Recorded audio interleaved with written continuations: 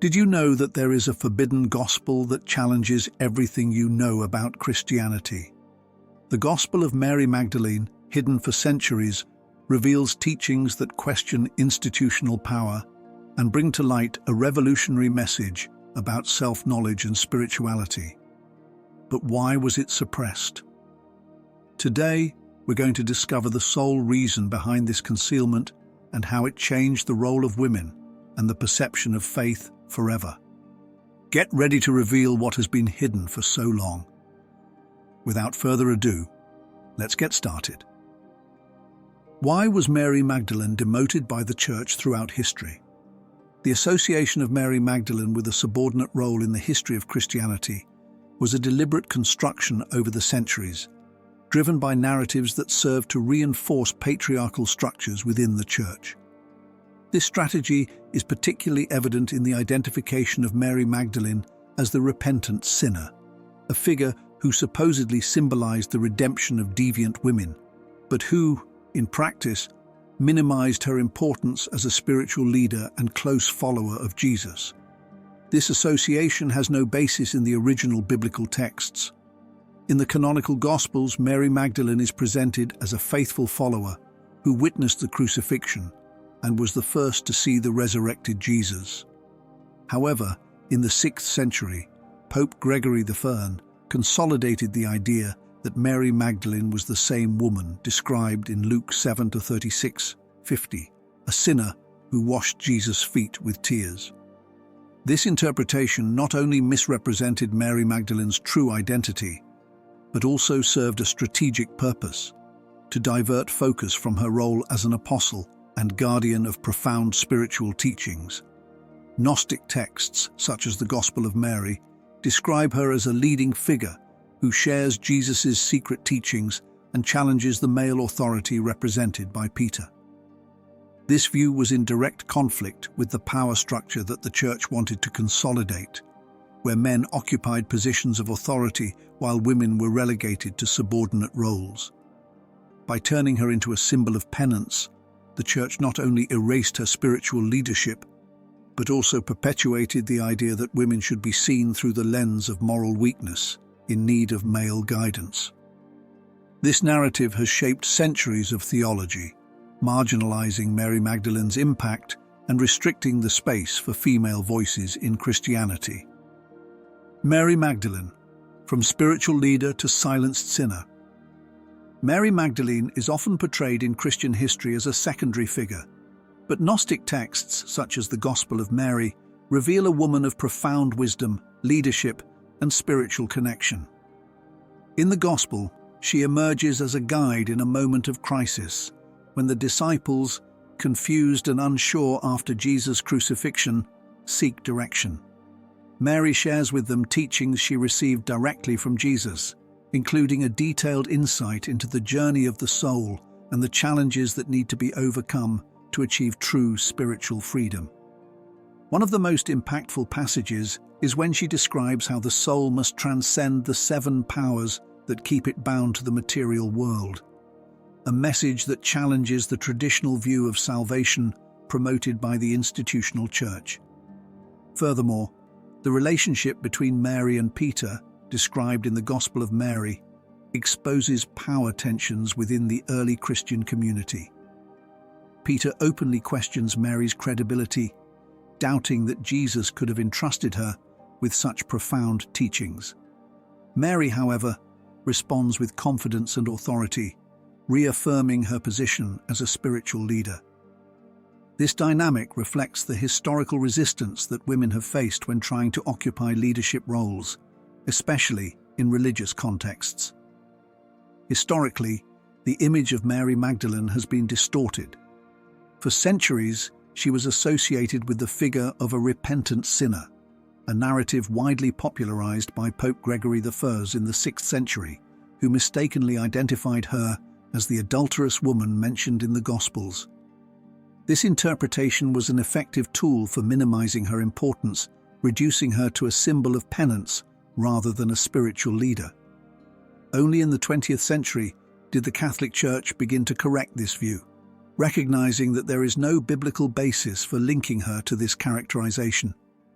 The rediscovery of Mary Magdalene, driven by Gnostic texts such as the Gospel of Mary, has significant implications for the contemporary world.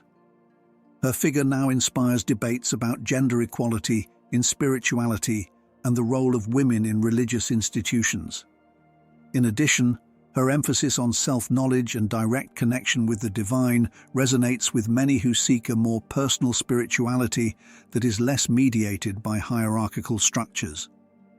By recognizing Mary Magdalene as a crucial voice in early spiritual thought, we are invited to re-evaluate the narratives that shaped Christianity and recognize the relevance of her message today. Controversial passages from the Gospel of Mary that the Church didn't want you to see. In the Gospel of Mary Magdalene, one of the most impactful and controversial passages occurs when Mary shares teachings that she claims to have received directly from Jesus. In one of these moments, Mary describes the journey of the soul after death, confronting and overcoming the 7 powers that keep it trapped in the material world.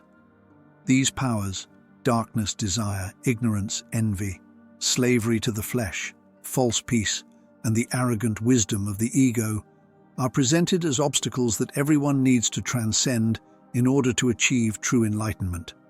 This vision was considered subversive because it shifted salvation from obedience to the Church to an internal journey of self-knowledge, placing spirituality directly in the hands of the individual.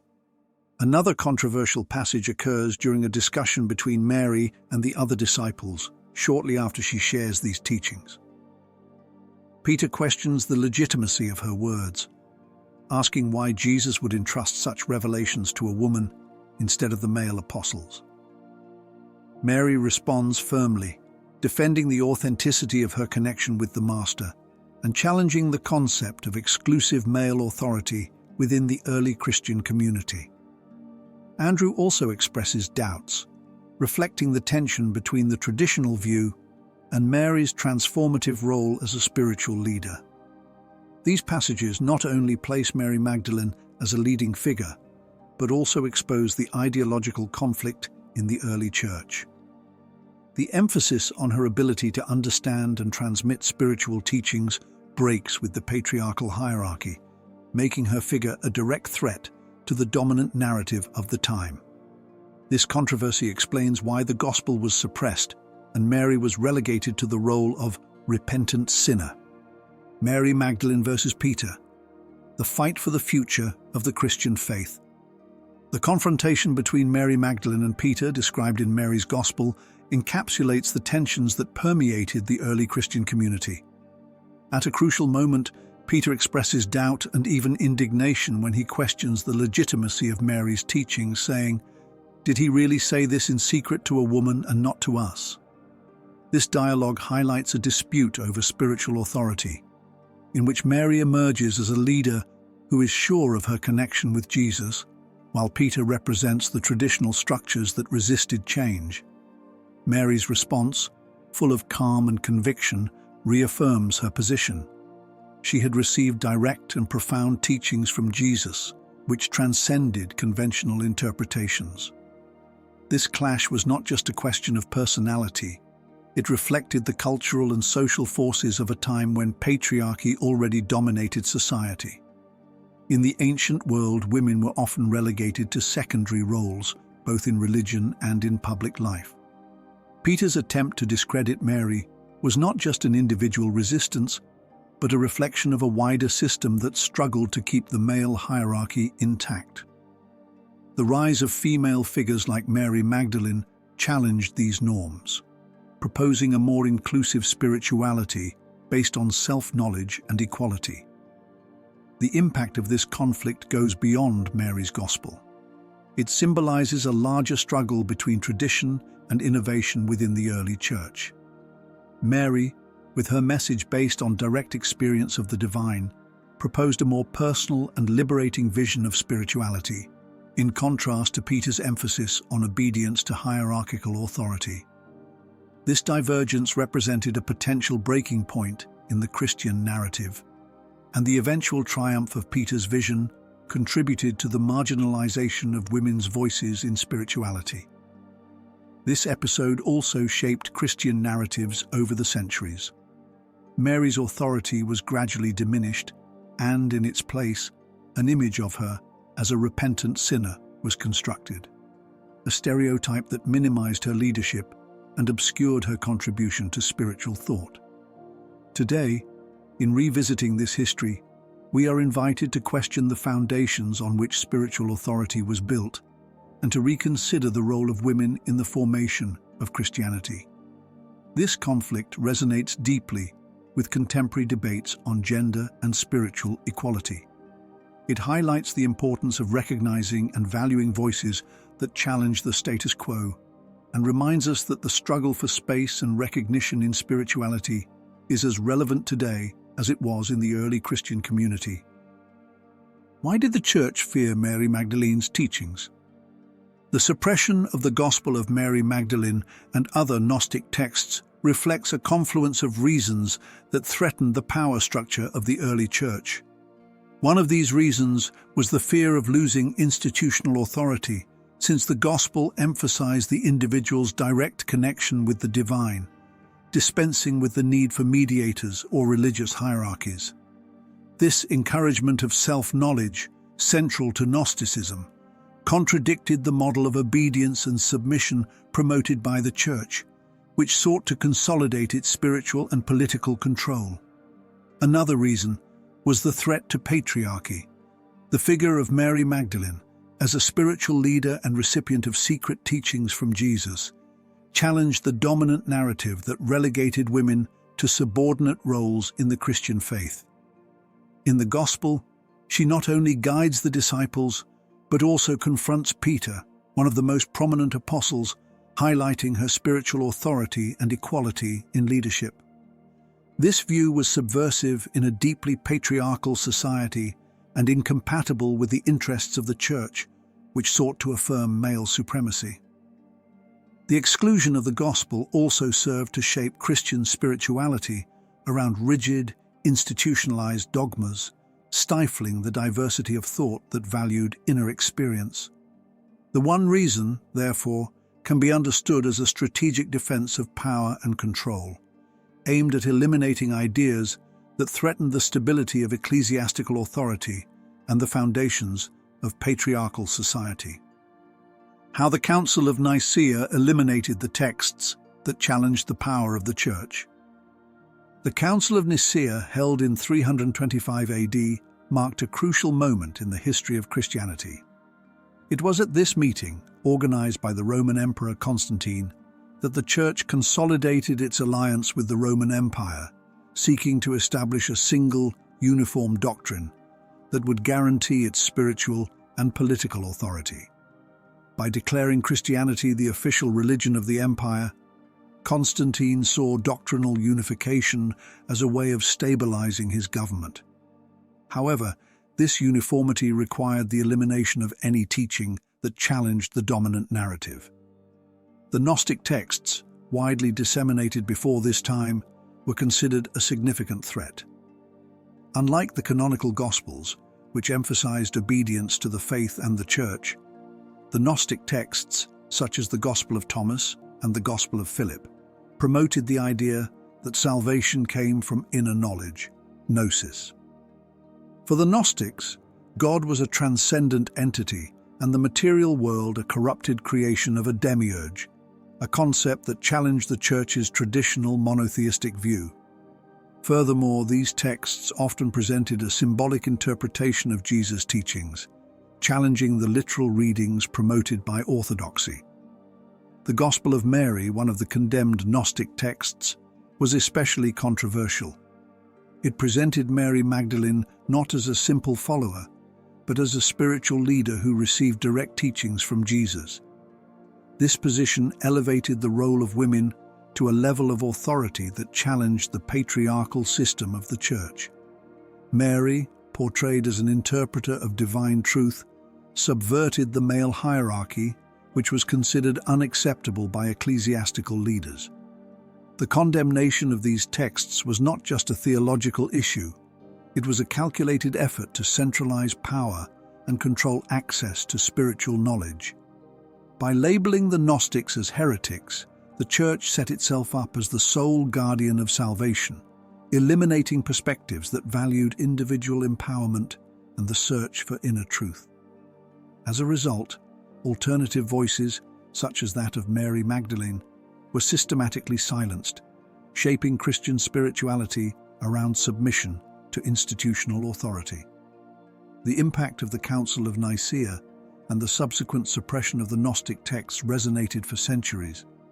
Spirituality that celebrated inner knowledge was replaced by a model that prioritized obedience to dogma and the Church. This rupture created a chasm between the traditions that sought a direct connection with the divine and those that depended on clerical intermediaries.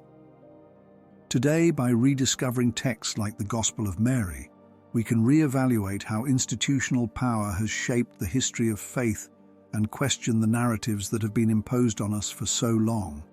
The forgotten Gnostic texts that are redefining Christianity. The rediscovery of the Nag Hammadi Library in 1945 represented an extraordinary milestone in the history of theology and Christianity.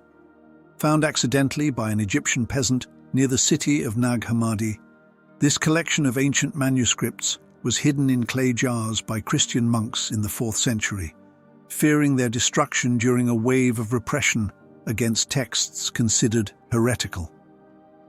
The discovery revealed more than 50 Gnostic writings, including the Gospel of Thomas, the Gospel of Philip, and the Gospel of Mary, providing an alternative perspective on the teachings of Jesus and the nature of the divine.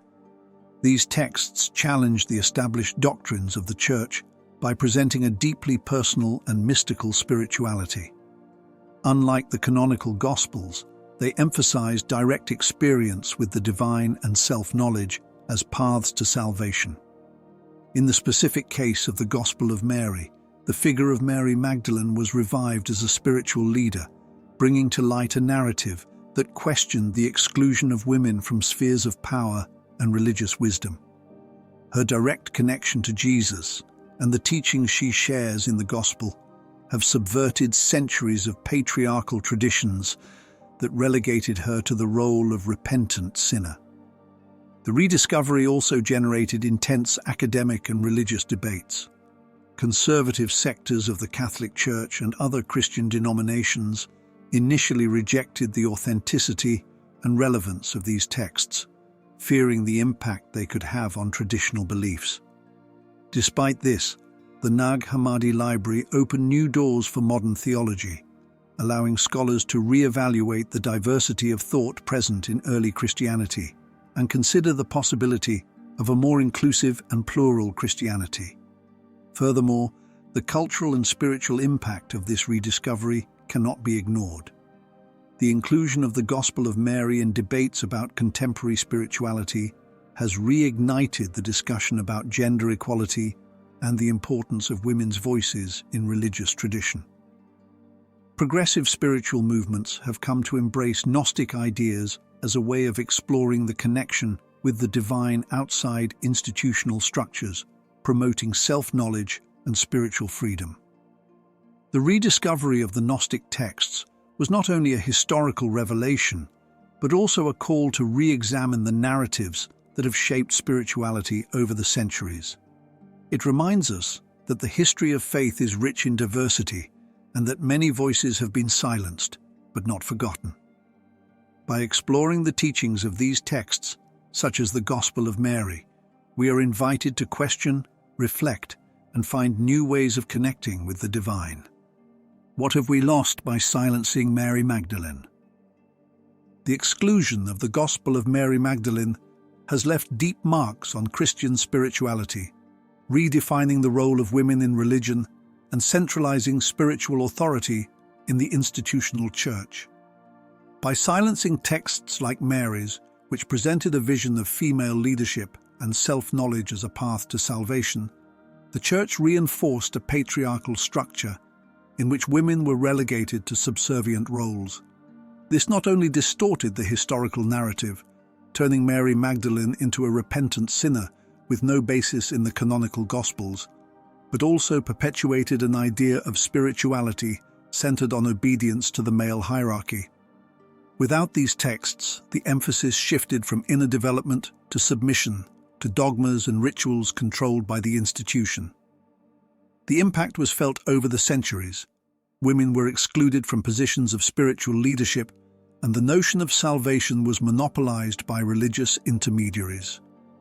This centralization also stifled diverse interpretations of the faith, limiting Christian spirituality to a single dominant narrative, while other voices, such as that of Mary Magdalene, which could have promoted equality and spiritual autonomy, remained silenced.